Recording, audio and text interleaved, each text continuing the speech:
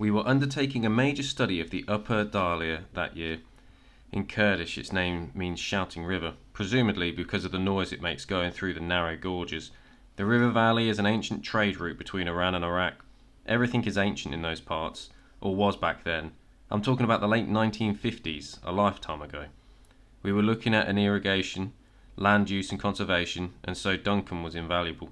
He was an ecologist, and most people have heard of ecology. Even then, some of us could see what was coming, and at that price of progression would be devastation of some sort of the most beautiful places on earth. And we had no illusions we were part of it. Our survey work would inform the decisions of governments, but at least we would warn them in advance of the possible effects of what we wanted them to be warned of. Well, Duncan and I took a weekend off and drove up to Kyrgyzstan, through the Randwas Pass to Hajuran near Iranian border, and it was late spring and the flowers were magical.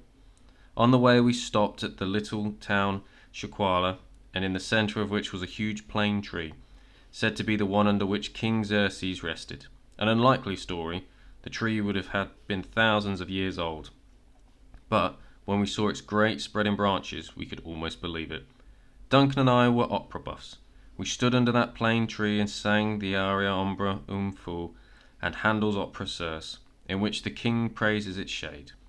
All of the local people stopped what they were doing and watched us, these two white Europeans in shorts, and must have thought we were insane, but we didn't care.